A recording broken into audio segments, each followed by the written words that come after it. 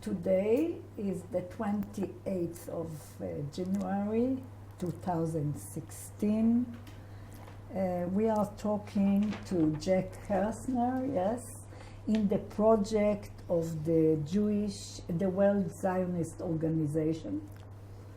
In this special project that we document the generation of Tashach 1948, and we concentrate on Jewish soldiers that fought in the Second World War.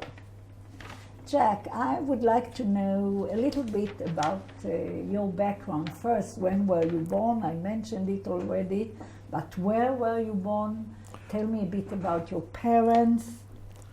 I was born in the year 1926 in April in Newark, New Jersey. And I lived there all my life, and I've lived in New Jersey all my life.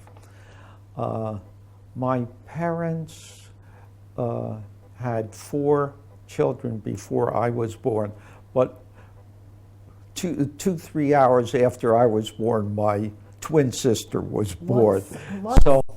What's her name and what's Ruth. the name Her name is Ruth, and she's still living. She lives in New Jersey, in a town called Manchester. It's near Lakewood, New Jersey. So. And your other brothers, their name? My the eldest child was named Sarah, and she had 2 children, and one lives in Vermont and has 3 children, and her other son lives in Haifa. He made Aliyah in about 1970 with his 5 children, I think 5, and they're all living in Israel. They've all served in the service. And so anyway, what happened was my father was ailing, and he died when I was 6 going on 7. So my mother was a widow with 6 children. How did she manage? It was tough. My my brother, who was 13 years older than me, was already working. He had left school and he was working to help out the finances because my father was sick. And in those days, there was no Social Security, there was no unemployment insurance, health, it was just incredible. But somehow we managed. I started working myself when I was 12 years old, delivering newspapers, and when I was 13, I got a good job in a supermarket. So you still were at school. You were. Oh yes, I was at school, and and my sister Ruth worked in a supermarket too. She was a cashier, and everybody and my 2 other sisters worked, and so we managed. We slept together. In fact, when I went in the Navy, the interviewer said, how much money do you give to your mother, from working? And actually, I had 3 jobs at the time, and I used to give my mother the money from 2 jobs and keep 1 for myself. So anyway, I thought that the Navy would give my mother some money because I wasn't working anymore and wasn't at home, but they said because my 3 sisters were working that she was managing. When were you recruited to the Army, the American Army, or to the Navy? I wasn't actually recruited. Yeah. I knew that when I was 18 years old, I would be drafted. So I preferred going into the Navy, which seemed to be a nicer. Why? Why did you think the Navy is a better place? It seemed like it was a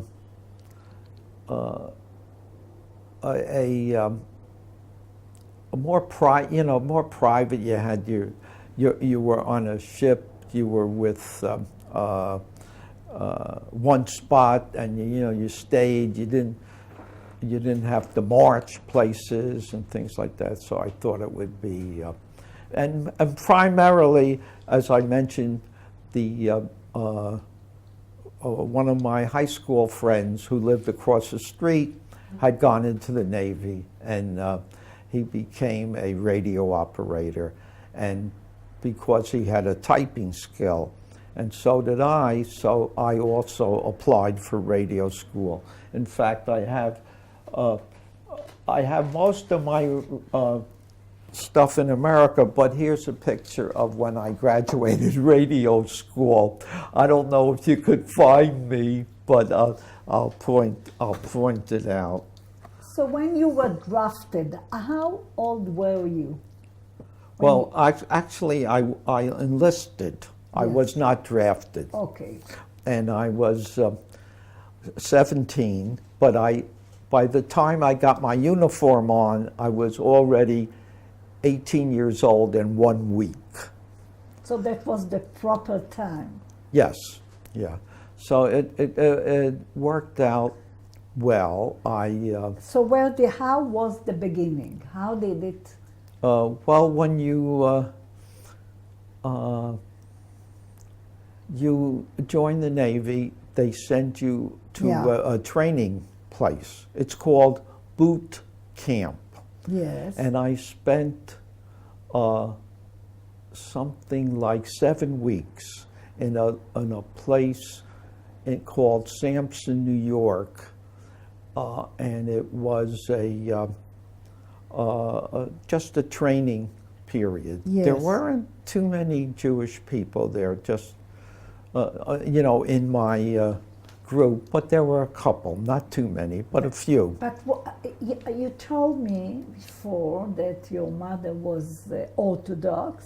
Yes. What did you do, let's say, for kosher food, or for Yeah. how did you feel Yeah. as a Jew being in the Navy or being in? Well, I had drifted myself away. I mean, I used to go to shul and put on tefillin. Yeah. But when I started to work, I started drifting into Secular. eating treif and Yeah. so forth. I remember when I had to work on Shabbat, it was a problem because but it was parnassa, so Yes. that's the way Yes. we thought about it. And then my mother used to make sandwiches for me to eat, because I used to work on Shabbat from like 7 o'clock in the morning till 11 o'clock at night. And my mother was old-fashioned, and she made everything herself. So she made pita. It's like challah. It's just a thick bread, and she cut real thick slices, and she put chicken fat on it, schmaltz we call it, and chicken. And when I had that sandwich, it was so dry, it was so hard to eat. But I still remember it. So gradually I got to eating, because I worked in a supermarket in delicatessen and dairy areas, so I couldn't help noshing, Yeah. So little by little I drifted away. Yeah. So it was no problem for It was you. not a problem, no. And other Jews, did they keep kosher? No, nobody kept kosher, but Nobody. we did take off for Yom Kippur. Yeah. they gave us the day off for Yom Kippur. Uh-huh. And So first you were exercising, what, yes? training and boot Yes. camp. And then I had a few, like a week off, and I was able to come home. Yeah. And then they sent you back to the same place, and to what they called the outgoing unit. We was outgoing unit, OGU. We used to call it Only God Understands, because you came back to a place and you didn't know where you're going to go, to a school or to the European theater, you know, on a ship, or to the Pacific theater. Anyway, I wound up being sent to this school, this radio operator school, and that took 5 months. And what was the training for 5 months? Uh, Do you it's- remember the daily, you know, what did you do every day? How did it start? You always had What time did you get up for such a mission? you always had physical training. Yeah. I mean, that was and it's a funny thing about you're asking why I selected the Navy, because, as I said, I came from a very poor background, and consequently, I never went swimming. I never went to a pool or to an ocean or anything like that, because nobody would take me, and nobody could afford it. So consequently, I didn't know how to swim, and I went into the Navy. So Didn't they ask you at least if you can swim? so we went to exercises, to Yes. swimming, and I told them I couldn't swim. And so they made you jump into the deep water, you know, and if you were getting ready to drown, they knew you couldn't swim, and they gave you a pole to hold on to. So anyway, the bad part was that after you did all your programs for the day, you had to go back at night to take swimming lessons. So I don't know, I never really could learn to swim. I don't know if somebody said my body wasn't that buoyant, but but anyway, what the test was, you had to jump into the water and swim 50 yards back and forth and back again. And that, if you did that, you passed the test. You didn't have to go for lessons. So when you're 18 years old, you could do anything. I mean, and even though I couldn't kick or synchronize my body, I could move my arms enough to swim the distance, you know. But it needed a lot of courage. Well, it's just, it came naturally. It's just something they had to do. What the courage afterwards were, after I qualified and I took part with the rest of the group in the training exercise, one of the things you had to do was jump in the pool and swim to a diving platform, which was 15 feet in 10 feet in the air near the ceiling, and the 15 feet water, so it really looked high when you're on top of it. And to get to the platform, there was a cargo net. It's something you could climb up, like a big rope netting, and then when everybody was assembled on top of the platform, the instructor would blow a whistle, and then you would have to step off and take your trousers off and blow them up so they would be like a life preserver.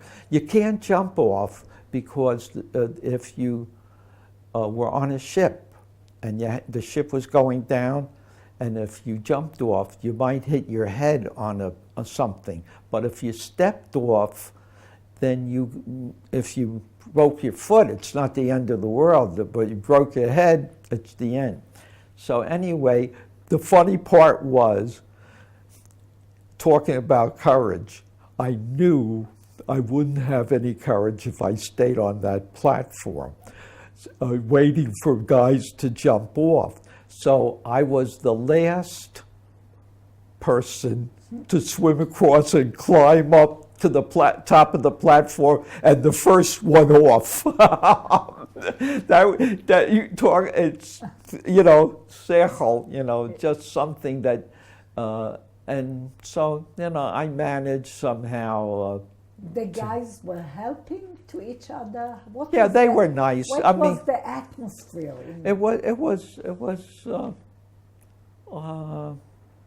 Everybody was in the same position, and they got along. There was no anti-Semitism. Yeah. It was a strange group because it was in 1944, the beginning of 44, and it was like the war in Europe ended a year later, and it was like the war had been going on for 4 years already. What did you know about the war? What did you know about the situation of Jews in the east of Europe? Did you hear about, let's say, the Warsaw Ghetto or the uprising of the Warsaw Ghetto, or Jews are being killed, taken to camps? Did you know anything about it? Did people talk about it? I'm ashamed to say I didn't know. It was just something. I mean, we knew about Hitler and his genocide program, but we didn't think it was focused just on the Jews. It's such a shame. It's unbelievable that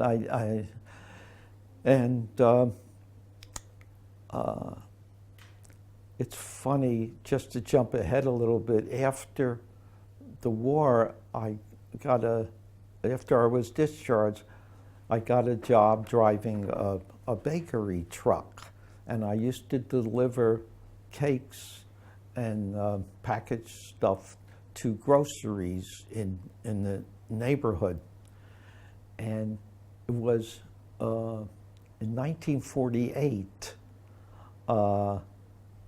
and the war in Israel was taking place. And most of the grocers in the neighborhood were Polish. And they said, "What are you doing here? How come you're not in Israel, fighting for, You did not mention about your mother being a Zionist or anything like that. No, she was an Orthodox, but she didn't talk about Israel. Yeah. Let's go back to your service. Yes. Yeah. So you in which countries in the States? Well, and I was in upstate New York, near Canada, and then that's where I spent my time in the radio school. And in January of 45, I graduated radio school, and I was sent to Virginia to be trained in the amphibious division of radio school. Amphibious, you familiar with that? Maybe we will tell us. The part of the Navy that used to send their ships up on the beach, and the front of the ship would open up, and the tanks and the soldiers would come out. So that was the part of the Navy that I was assigned. And after I was there for a little while, I was assigned to a ship. Uh-huh.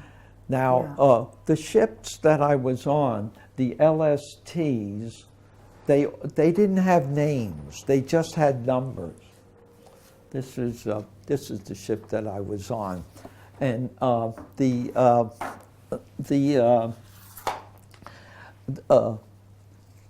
they were what you call expendable. In other words, Yeah. if they did one mission, they paid for themselves because they weren't that expensive to build, and they weren't that big, 315 feet. So consequently, they just turned them out. And the ship that I was assigned to, would you believe it, was number 1, LST number 1. And how many people were there? there's 135 people on the ship. 135. But that ship had been in Europe, and it was back. And because it was number 1 and it had served in Europe, it was decided that that ship was going to be like a fundraising ship. It would go around to different seaports through the country and say, this is the number 1 of all the LSTs. And I was really disappointed because I didn't want to spend my time in the United States. I felt that that's not right. So anyway, the ship went down, left Virginia where I was stationed, and it went through the Panama Canal, and then it came into Houston, Texas for repairs, and it stayed there for close to a month, I think, and I had a very nice time. I was hanging around with all these men that had served, and I was just a newcomer. But it's funny when you said I look young, because at that time, like when I came home from the Navy, in my first visit home after having the training camp for 7 weeks, I got off the train before it got to the station. It was a 7-hour trip to the station in Newark, but I lived on the outskirts of Newark. So when the train stops to change engines, I got off, and I could walk home from there. It was a lot easier. After separating from your family Yeah. for how long? 7 weeks. 7 But the funny part of it is, I had a pack, and I would walk home, and the ladies, who would see me in the street would almost start bawling because, here's a 14-year-old kid, walking home and something like that. But it turned out,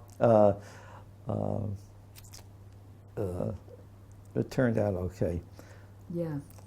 So anyway, what happened was the ship was being refurbished, Shippuden and so forth, so that then it left from Houston, Texas to go to Galveston, Texas to New Orleans. And it was not in use for a month, and then it got all fresh food and supplies. And there were only 2 radio operators on the ship at